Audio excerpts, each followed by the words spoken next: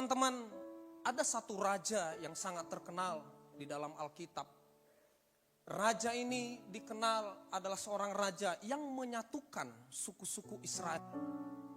Alkitab catat, raja ini ketika kemudian memerintah, maka tidak ada satu orang pun bangsa atau negara yang lain yang kemudian berani kepada raja ini. Alkitab catat, raja ini ketika berperang, itu sangat jarang kemudian mengalami kekalahan. Selalu menang dalam peperangan. Dia orang yang hebat, dia orang yang luar biasa. Dan Alkitab catat, raja ini adalah seorang penulis puisi yang sangat luar biasa sekali. Siapakah dia? Nama raja itu adalah Raja Daud. Nah, di dalam Mazmur 23 ayat yang pertama, kemudian Raja Daud menuliskan satu mazmur, satu puisi yang sangat indah sekali, dikatakan begini. Mazmur Daud, Tuhan adalah gembalaku, takkan kekurangan aku.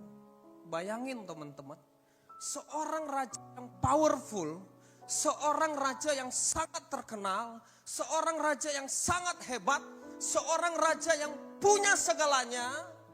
Daud itu adalah orang yang sangat kaya, raja yang sangat terkenal, seorang raja yang sangat ditakuti, tapi kemudian menulis satu mazmur berkata seperti ini, Tuhan adalah gembalaku, takkan kekurangan aku.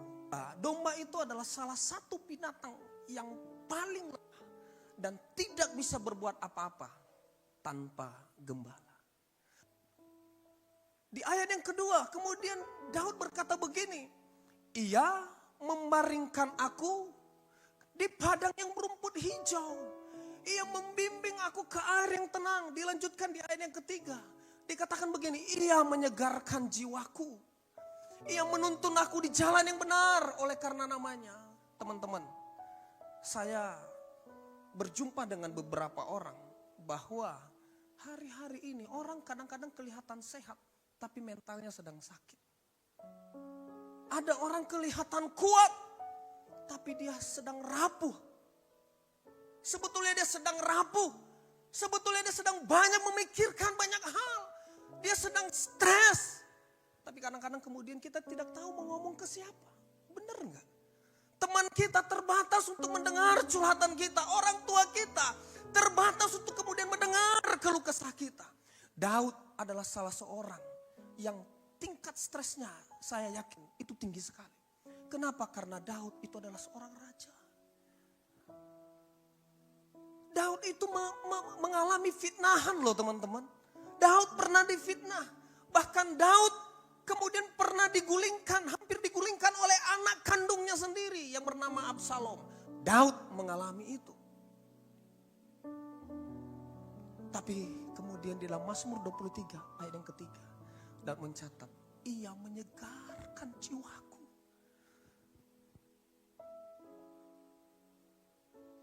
Waktu saya baca ini dan kemudian saya dikasih lagu yang tadi kita nyanyiin. Maksudnya saya tiba-tiba teringat lagu itu dan saya tahu bahwa sehebat apapun kita, hanya Tuhanlah yang mampu menyegarkan jiwa kita.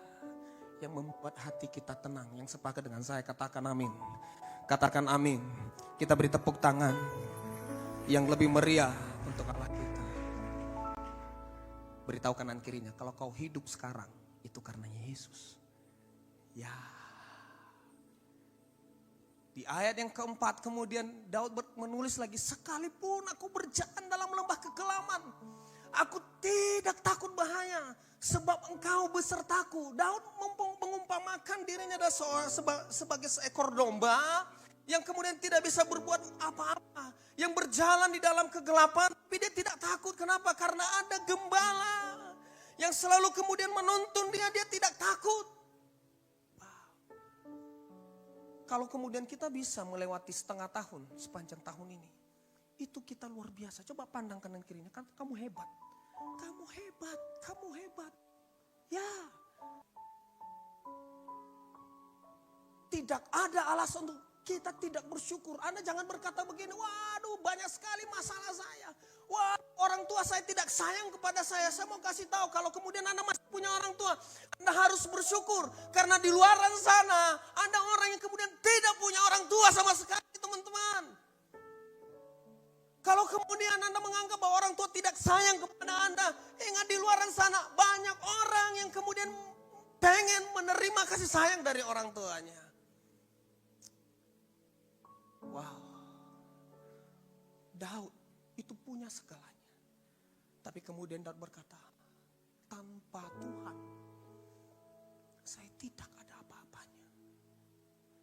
Anda mau punya orang tua yang kekayaannya banyak, harta berlimpah, saya mau kasih tahu di depan ini, itu tidak menjamin Anda bahagia.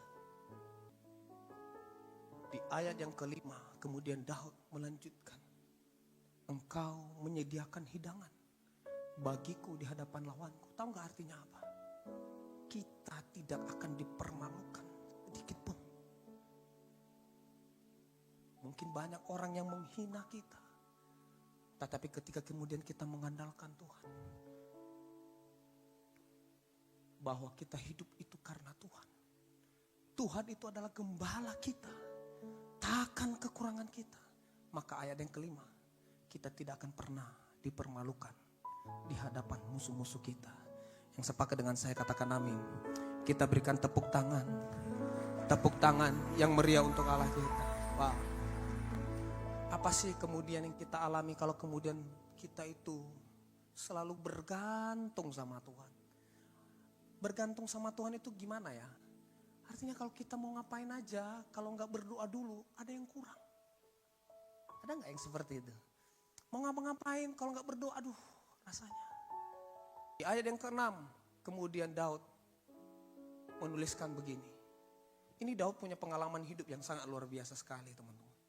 Daud bilang gini, orang yang mengandalkan Tuhan, orang yang kemudian bergantung kepada Tuhan, karena Tuhan itu adalah gembalanya dan kita ini adalah domba.